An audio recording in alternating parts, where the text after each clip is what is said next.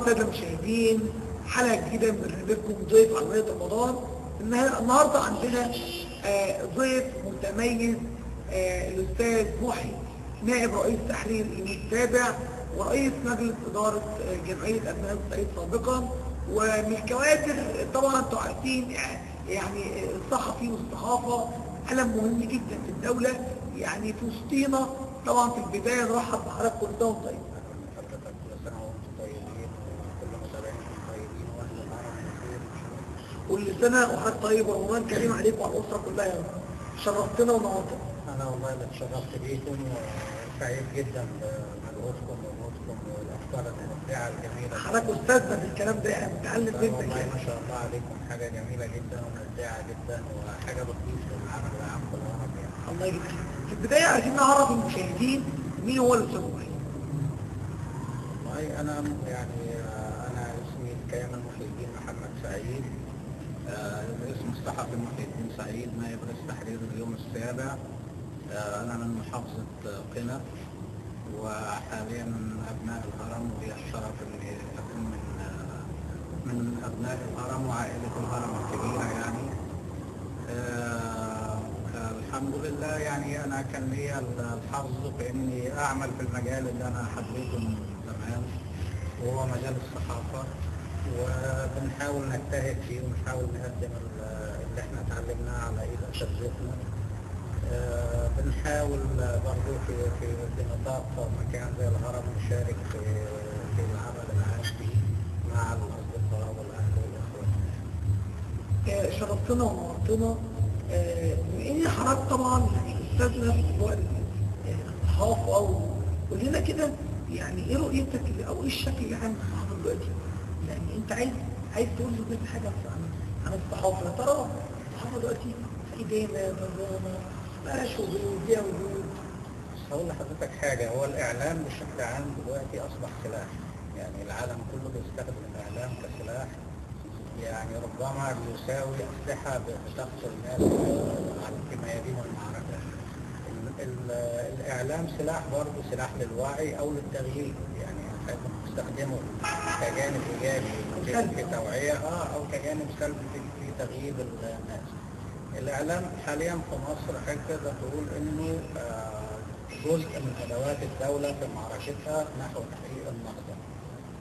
هو بيجتهد انه يكون مشارك في تحقيق هذه النهضه، واعتقد انه يعني الاعلام المصري طول الوقت كان ليه الرياده زمان. الصحفيين المصريين والحمد لله كان لهم السبق في ان هم يعملوا صحافه بتدرس والحمد لله في الوطن العربي كله، وكان لهم السبق في ان هم ياسسوا صحف ومحطات فضائيه عربيه.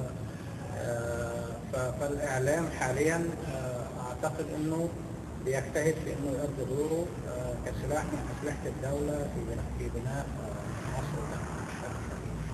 قول لي، عايزين الناس تعرف يعني الاستاذ محي سعيد وصل ازاي نائب رئيس المجلس او نائب رئيس تحرير اليوم السابع؟ يعني البدايه البدايه كانت من مدرجات كليه الاعلام في جامعه القاهره. انا كان لي الشرف في انه في الثانويه العامه في محافظه قنا اكون الخامس على مستوى المحافظه، فكان اول اختيار ليا او ربما كان الاختيار الاوحد فيه قدامي هو كليه الاعلام جامعه القاهره. يعني حبا او استمرارا لحب سابق للعمل الصحفي والكتابه ومحاولات ضعيفه بدات في الادب في المراحل السابقه على الجامعه. من كليه الاعلام تخرجت وبعدها اشتغلت في جريده الاحرار المعارضه، عملت فيها حتى سنه، يعني عملت فيها من بعد تخرجي، وكنت فيها رئيس القسم السياسي. وبعدها اشتغلت رئيس قسم الاخبار في مكتب جريده الخليج الاماراتيه والقاهره هنا، ومنها اليوم السابع بجوار الاحرار وبجوار جريده الخليج. كان ليا برضه شرف العمل في مركز الاهرام للدراسات الاستراتيجيه التقرير الاستراتيجي العربي دكتور وحيد عبد المجيد. كمان عملت في مكاتب ثقافة عربية زي الجزيرة السعودية وزي الشرق القطرية وزي البيان الإماراتية. ثم كان العمل في اليوم السابع. انضميت اليوم السابع في عام 2011. يعني من عام الثورة. من الثورة لحد الآن اليوم السابع. تدرجت المناصب لحد ما وصلت لنائب رئيس التحرير. والله هو في اليوم السابع يعني أنا عملت الوقت قليل في القسم السياسي كامتداد لعملي السابق، لكن بعدها كان عملي في قسم الديسك المركزي. والديسك المركزي في الصحيفة عامل زي مطبخ العمل الصحفي. الزميل بيجيب الشغل من بره واحنا بنحاول في الديسك ان احنا نضيف عليه بعض الاضافات يعني اللي بيكتسبها صحفي الديسك بمرور الوقت عن طريق خبرات او عن طريق العمل في اكثر من مجال. حضرتك توليت نائب رئيس التحرير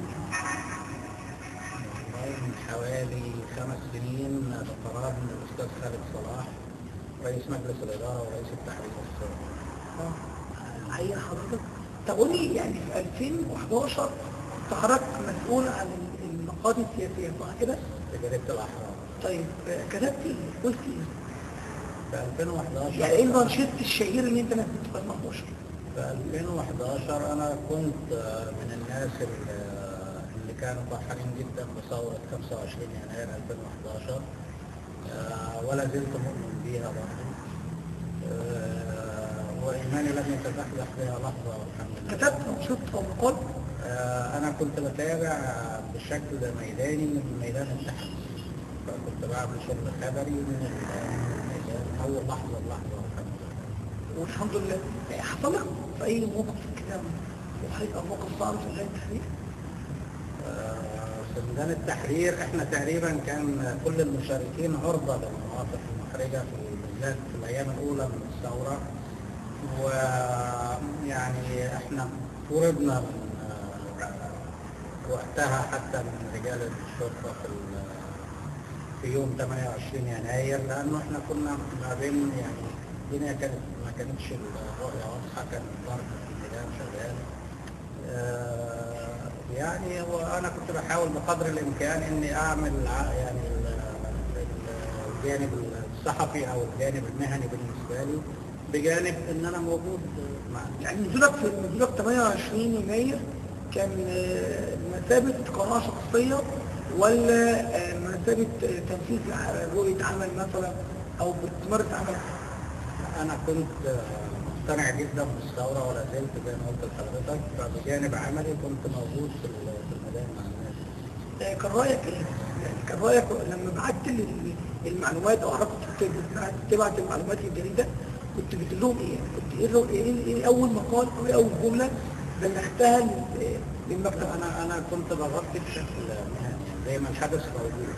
يعني الموقف زي ما هو موجود، لانه انا في التغطيات الخبريه ما ينفعش ان احنا ندخل ارائنا الشخصيه. مفيش، انت بتقول وتقول. بالظبط. في حد ضغط عليك عشان تغير رايك في اي حاجه؟ لا. ولو كان حد ضغط ممكن تغير؟ والله وانا ما تعرضتش لده عشان احكم، لكن ما اعتقدش ان كنت هغير. كده القرار اللي انت شايفه كانك مش هتغير. نطير بقى من السياسه لحياه المحي الداخليه عشان برضه المشاهدين برضه بيجمعوا الشكل الكامل يعني خلينا نروح في ايام مفترجه في ايام رمضان. قول لي يعني يومك رمضان يمشي ازاي؟ هو انا بصراحه من الناس اللي بفضل ان اكون بشتغل في رمضان. يعني بالنسبه لي يوم الشغل افضل من يوم الاجازه. وفي الغالب يعني بعد رجوعي من الشغل انا متعود وانا راجع من بره بجيب معايا زي اي يعني رب اسره مصري بجيب معايا العصاير وانا راجع. دايما الولاد عارفين ان انا بجيب لهم دايما الصوبيا والتمر وبتاع دايما دي حاجات المصريه اللي بحب ارجع يعني اجهز البلح مع الاولاد وبتاع. وفي الغالب بنقعد يعني الاسره كلها انا وزوجتي واولادي منتظرين الفطار، بنفطر سوا برضه من الناس اللي ما بحبش بصراحة الفطار بره البيت. بفضل دايما ان انا افطر في البيت، ولو في مناسبات بقعد عليها يعني بيبقى امر صعب. لا يعني بيبقى يا دوب بفطر واجري جري على البيت اكمل فطار يعني. يعني مش يعني انت مش ميال للعزومات رمضان؟ لا العزومات الرسمية، اه لكن انا ميال جدا للعزومات العائلية. الود العائلي بعتبره من المناسبات المهمة جدا لتجمع العائلات المصرية، وأتمنى يا رب إن كل الأسر المصرية تستعيد ده. يعني إحنا عارفين طبعا الظروف الاقتصادية ربما فرضت على ناس كتير جدا إنه بعض العادات تتغير، لكن أعتقد إنه في عادات مهمة جدا إنها تستمر. يعني الالتقاء في مناسبات مهمة زي رمضان ده مهم جدا إنه يبقى موجود بين الناس. طيب لو قلنا سفرة سموحي، يعني ما تحبش انها تكون ناقصة ايه؟ يعني ايه الطبق المفضل ان انت ما تقدرش تستغنى عنه في سفرة اليوم؟ بالنسبة لي البلح والسلطة هم الأساسيين. البلح والسلطة القارة الوحيدة ما تقدرش تستغنى عن طبق السلطة في رمضان. طيب سفرة حضرتك السنة دي 2022 يا ترى زادت ولا نقصت؟ يعني اقصد من السؤال الاشخاص، يعني يا ترى طرق عليك اشخاص جداد ولا فقدت حد من سفرتك؟ الحمد لله، يعني أنا مع أسرتي وأولادي وزوجتي، والحمد لله ربنا ربي يديهم وينعم عليهم بطول العمر والصحة والعافية. موجودين مع بعض ومكملين إن شاء الله. ما زادتش ولا نقصت؟ لا احنا يعني أنا عندي عبد الرحمن في رابعة صيدلة، وعندي محمد في أولى آثار، وعندي سارة في سنة 5، وسارة كانت آخر العام حتى الآن. بس يعني اسرتك كم؟ طب فقدت حد عزيز عليك في رمضان؟ مش في رمضان تحديدا يعني مش فقدته في رمضان، يعني داخل عليك رمضان وانت مفتقده؟ والله احنا عندنا يعني حضرتك عارف الفترة يعني كورونا كانت هنا فيها، أفقدتنا زملاء وأفقدتنا أقارب وناس كتير. يعني فأكيد طبعا احنا بنتذكرهم في رمضان، ودايما بندعوهم الحمد لله، بنحاول طول الوقت حتى في رمضان. طيب لو قلنا حضرتك تعمل عزومة رمضان وتدعو 5 أشخاص هيكون مين هم؟ يعني حضرتك تقصد من جوه العيلة ولا من بره؟ دي أول حاجة، أنت دلوقتي هتعمل عزومة رمضان وتدعو 5 أشخاص تحب إن هم يفطروا معاك. 5 قليل. أنا عارف إن إحنا عايزين الصور بس خلينا يعني أقرب 5 لأستاذ محي تحب إن هم يفطروا معاك من داخل العيلة أو من خارج أو من أنا أحب طبعا إن يبقى موجود معايا والدي، وأحب إن يبقى موجود عمي معايا طبعا، وأحب إن خالتي من البلد تبقى موجودة معايا طبعا، وعندي إخواتي أحب إن هم يبقوا موجودين معايا. يعني الوالد والعم والخالة والأقارب دول أقرب ناس تحب إنهم يكونوا موجودين معاك. وكان ليا بصراحة، أنا كان ليا عمة توفت الله يرحمها، كانت من أكثر الناس تأثيرا في حياتي، وطول يعني بالذات في رمضان كانت تفكر دايما. والدة حضرتك أنا والدتي توفت وأنا عندي 6 سنين، وهي توفت وهي عندها 24 سنة. 6 سنين وهي توفت وهي عندها 24 سنة. رحمة الله عنها. حتى لا يعني حتى ما نعرفش ملامحها ايه، لأنه مفيش صور حتى ليها. أيوة ما نعرفش يعني كل لسه هسألك عملت إيه معاك في رمضان والكلام ده كله يعني، ولكن طبعا هي الحمد لله تركت لنا كل سيرة حسنة. يعني هي طبعا زي ما قلت لك 24 سنة ما كانش فيه حتى صورة ليها، بعكس حد زي الأستاذ إبراهيم عيسى لما بيقول لك الصعايدة زمان كانوا بيتصوروا بالمايوهات. أنا عايز أقول لحضرتك إن والدتي أساسا ملهاش صورة أصلا يعني ولا بالقطع. ولذلك احنا بنعتمد في تكوين شكل ملامحها على يعني انه الكلام بتاع الاقارب، والله كانت شبه فلانه، كانت شبه كده يعني. ما تذكرهاش حضرتك؟ لا كان عندي 6 سنين وقتها، وانا اكبر اخواتي اصلا، فما يعني انا نفسي ما تذكرهاش، فاخواتي برضه هم ما تذكروش. حاجة تقول لي حاجة؟ انا بتمنى لها ان ربنا يعني يتقبلها بقبول حسن ان شاء الله وتكون في برنامج الخلق باذن الله. خلينا نقول ان حد دلوقتي زعلان من حضرتك، عايز تقول له انا اسف رمضان كريم، او حد مزعلك انت هتقول له انا مسامحك رمضان كريم. لو حد تقول اسماء ماشي مش حابب.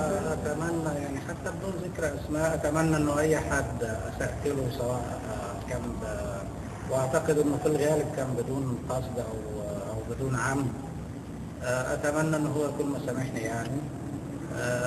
انا شخصيا والحمد لله بحاول بقدر الامكان انه يعني حتى ما انتظرش رمضان، انه بحاول انه يعني دايما يكون التسامح موجود في طول الوقت. مش حد بقى منك عايز تقول له رمضان كريم انا مسامحني؟ والله انا أو حد عايز اقول يعني عايز اقول لا انا عايز اقول لزوجتي واولادي ان هم يسامحوني على التقصير طبعا. الحياه ومشاغلها احيانا بتاخدنا من حاجات مهمه جدا في حياه الانسان. عايز اقول لاصدقاء كتير جدا في حياتي كمان انا بعتذر لهم جدا عن تقصيري معاهم. عايز اقول لحضرتك حاجه، انا من الناس المحظوظه والحمد لله في حياتي انه يعني انا لما بشوف ناس كتير على الفيس ووسائل التواصل بتكتب تشتكي من غدر الاصحاب وغدر القرايب ومش عارف ايه والكلام انا بستغرب وبضحك. يمكن ان ربنا انعم عليا في انه الحمد لله ده اصدقاء واقارب ومعارف كلهم والحمد لله ما يعني ما حدش لا اساء لي ولا اساءت لي، بالعكس انا ممكن اكون انا المقصر معاهم. مقصر في بسبب مشاغل الحياه والعمل واليوم بالظبط والمجهود. هو انا بصراحه ما هوش مبرر، احنا بالعكس في وقت من الاوقات ما كانش عندنا كل الوسائل التكنولوجيه دي للتواصل، كنا صح كنا بنتواصل اكثر من كده جدا يعني. لكن دلوقتي يعني هقول لحضرتك حاجه، احنا ممكن في مناسبة فرح أو لا قدر الله عزاء أو بتاع بتكتفي بإنك بتكتب على الفيسبوك ألف مبروك أو البقاء لله. أحيانا مش بنكلف نفسنا حتى بالاتصال التليفوني إن احنا نسمع صوت الشخص اللي احنا نتواصل معاه، وده تقصير كبير جدا على فكرة. وسائل التكنولوجيا رغم كل إيجابياتها لكن سلبياتها في النواحي الاجتماعية كبيرة جدا جدا، أثرت علينا في النواحي دي وأثرت على تواصلنا مع بعض وخلتنا مقصرين في حق بعض. عايزين سموحي يقول لنا موقف حدث له في رمضان عمر ما ينسى، موقف بسيط، موقف زعلك، موقف طريف، حاجه حصلت لك في رمضان لو فاكر السنه ماشي مش فاكر السنه. هو انا دايما بصراحه يعني ذاكرتي دايما بتستعيد في وقت رمضان وانا في البلد وانا صغير. كان من الاوقات الجميله جدا وقت اذان المغرب، احنا يعني كان لسه حتى ما فيش ميكروفون في المسجد، فكنا احنا الاطفال او الصغيرين كنا احنا بمثابه اللي بننبه البلد كلها انه المغرب اذن. فبنبقى قاعدين مبسوطين قدام الجامع لما يطلع المؤذن يأذن، وكان بيطلع على سلم على كده حيطه في الجامع يأذن. أول ما بيقول أشهد أن لا إله إلا الله إحنا بنجري في البلد كلها في شوارع البلد أفطر اللي صايم وبتاع ننبه الناس إن المغرب أذن.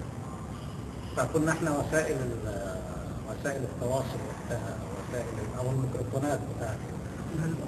فدي من المشاهد اللي أنا طول الوقت ما بنساهاش يعني. ما بنساش طول الوقت برضه أهل البلد عندنا وهم بيفطروا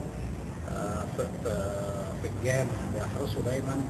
حتى يعني عايز اقول لك حاجه انه حتى المقصر في الصلاه في بقيه السنه بتلاقيه في رمضان موجود بيصلي في رمضان وموجود جوه المسجد واخد فطاره معاه واخد يعني شويه بلح ولو كان ليمون او حاجه معاه وبيفطر في رمضان. قضيت رمضان في البلد ورمضان هنا صح كده؟ صحيح. ايه الفرق؟ هناك روحانيات وهنا شكليات. حلو هناك روحانيات وهنا شكليات. بتستمتع برمضان في البلد؟ جدا. اخر مره قضيت رمضان بحس برمضان، انما هنا بحس انه يعني زي ما بتكون رايح فرح بقاعه او حاجه شكل الشوارع حلوه لابسه كويس لكن الروحانيات. اخر مره حضرتك قضيت رمضان هناك للأسف والله أنا من وقت ما أخدت الثانوية العامة وجيت الجامعة هنا طول الوقت موجود هنا في القاهرة، كنت بحاول لغاية كام سنة عدوا إن أنا آخد آخر أيام رمضان هناك في البلد والعيد. طبعا بمرور الوقت للأسف ما بقاش ده متاح. عايزين حضرتك في نهاية الحلقة تقول لنا سؤال كنت حضرتك تتمنى إن أنا أسأله لك بس أنا ما سألتوش. والله أنا كنت يعني كل الأسئلة ما شاء الله حيث ما غطيت كل الجوانب. أنا كنت متوقع إن احنا ممكن نسأل عن البيئة المحيطة بنا حوالينا في الهرم، عن الناس، يعني التقييم لمدى التفاعل بين الناس وبعضها البعض. هل احنا يعني كمحسوبين على ناس زي ما بيقولوا، يعني تقدر تقول النخبة في المكان، هل احنا بنأدي دورنا ناحية أهالينا هنا في الهرم ولا احنا مقصرين؟ ويمكن أنا أعتبر إن أنت سألت السؤال وجاوب وأقول لك إن احنا مقصرين جدا. الناس هنا حوالينا محتاجة وجودنا بدون شغل، يعني وجود النخبة دي انها تبقى قريبة من مشاكل الناس. احنا حتى في دايرة الهرم هنا لو حضرتك تلاحظ انه حتى نوابها من براها دلوقتي. فالناس البسيطة بتعول على النخبة الموجودة دي انها هي اللي تبقى يعني يبقوا هم نوابهم حتى لو بدون مقاعد رسمية. يعني اتمنى ان احنا نحاول نأدي دورنا ده. أعتقد إن إحنا وقت ما أسسنا مجموعة من أبناء الهرم هنا، من أبناء الصعيد في الهرم، لما أسسنا جمعية أبناء الصعيد كنا بنحاول إن إحنا نأدي جزء من المهمة دي في إن إحنا نجمع يعني ما نستطيع من مشاكل، نحاول نقرب منها، نحاول على الأقل إن نعمل نوع من التآلف والتقارب والترابط ما بين الناس. أتمنى إن إحنا نستعيد ده في الهرم هنا، يعني بعيد عن فكرة الشو. اولا انا بلاحظ هنا ان في الهرم الغالب على الانشطه انها انشطه فيسبوكيه، وبرضه بعيد عن فكره التحزب والعصبيه. يعني حضرتك نتعامل على ان الهرم عائله واحده. بالضبط، عايز يعني نجمع بعض الشباب وبعض الكوادر في البلد وتعالى يا جماعه نعمل مجموعه يحل مشاكل الناس من غير تصوير، من غير فيديو، من غير شو، من غير انا عملت كذا، حزب كذا عمل كذا، من غير ما ادي شنطه لواحد واصور وشه واحرجه، من غير الكلام ده. انا اتمنى ان احنا يعني نجتمع مجموعه من الناس اللي هي عايزه تعمل لوجه الله ووجه الوطن، وعايزه تعمل لصالح اهلها وصالح البيئه المحيطه بها هنا بدون ما تفكر في عائد شخصي عائد عليها، ونبدا عمل كويس جدا في الهرم. واعتقد ان حضراتكم بالمجهود اللي انتم بتعملوه ده بتقربوا الناس جدا من بعض، وان شاء الله يكون ده بدايه كويسه. كل شهر طيب وشرفتنا وبخير كان لقاء مثمر يعني. والله انا اللي سعدت بيكم جدا يعني. بتمنى ان اضم صوتي صوت حضرتك في الكلام الكويس دوت، وان شاء الله باذن الله يعني احنا يا جماعه بنضم صوتنا لصوت الطموح في ان احنا يبقى عندنا ان شاء الله ائتلاف، مجموعه، اي دعم، اي مسمى بعيد عن التعصب وبعيد عن الاحداث وبعيد عن الناس اللي عايزه تتسلط على الصوت. احنا عايزين نخدم الناس زي ما الاستاذ محي قال. شرفنا باللقاء معاه، كان لقاء مثمر جدا. كل سنه وانتم طيبين. اشوفكم ان شاء الله في حلقه جديده. برنامجكم ضيف عمايه القطان، تقديم غير مصري، اخراج حسن سعيد. الى اللقاء على قادمه.